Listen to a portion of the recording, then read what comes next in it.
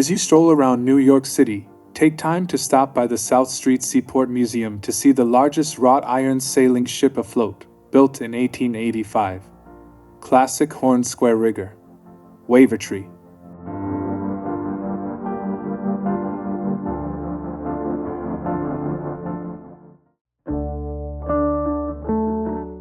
She was launched on Thursday, December 10, 1885, one of a series of big full riggers built for R.W. Leland and Company of Liverpool, at the Oswald Mordaunt Yard at Southampton on the south coast of England. The newspaper noted her as a handsomely modeled iron sailing ship of 2,150 tons net register, full-rigged and fitted with skysail on mainmast. Leland had ordered 4 such ships that year, but before the year ended they must have found they had one too many. They sold her off to Chadwick Pritchard of Liverpool, who renamed her Southgate, the name on her bell, and on her cabin coffee pot, which have been recovered. By March the following year she had cleared Cardiff with a cargo of coal for Singapore. Ironically, transporting Welsh coal to distant points to refuel the British steamships that were replacing sailing ships on most of the world's trade routes, was one way sail still could compete. The development of the fuel-efficient compound engine began to change this in the Wavertree's first decade. But sail was still a major contender on the long-haul world trade routes. It was just in the year of the ship's launch, 1885, that the tonnage of all steamers in the British merchant marine, most advanced of its day, first exceeded total tonnage under sail. From Singapore she sailed on to Chittagong, India, thence home with a cargo of jute, arriving just a year from her departure. After another passage to India she was acquired by Leland, and renamed Wavertree for the Wavertree district of Liverpool, on July 20, 1888. Now she entered the Australian trade, cheap manufactured goods outward, grain cargoes home. The grain trade was bred by the need to expand the agricultural hinterlands of industrial European cities. The world's wind systems made it practical for square riggers to bring Australian grain home right round the world to Europe, in large grain fleets, up through 1939. A trickle of grain came in from Buenos Aires this way after World War II, a trade that ended with the sinking of Pamir in 1958. Wavertree also entered the San Francisco grain trade, making 4 trips in that. She ferried Oregon pine down the Pacific coast to Chile.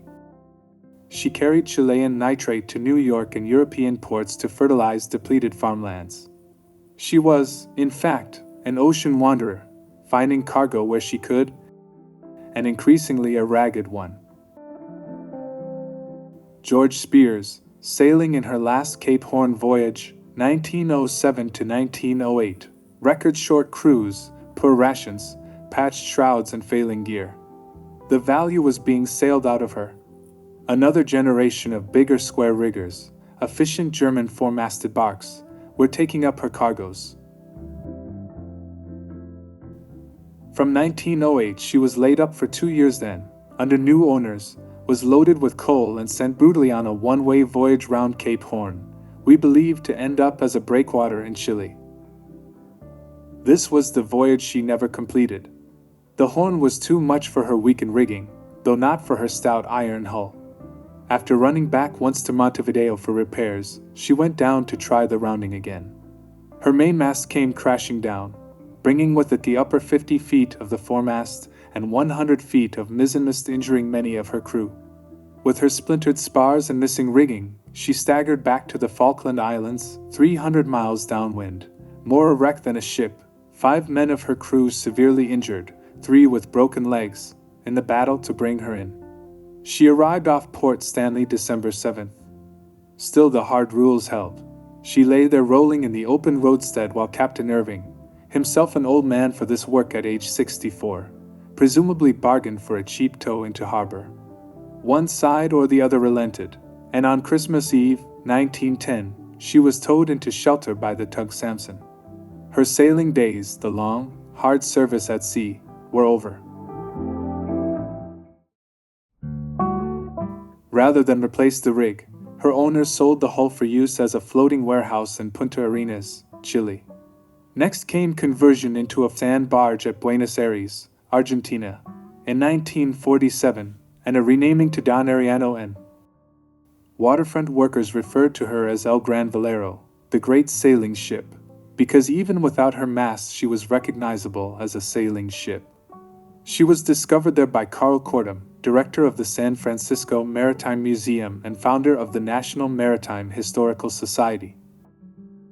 In 1968, Wavertree was acquired by South Street Seaport Museum. She was moved to the Arsenal Naval Buenos Aires for restoration, and in 1969 the ship was towed to New York. The vessel was added to the National Register of Historic Places on June 13, 1978. The ship underwent a partial restoration in 2000, running more than $1 million.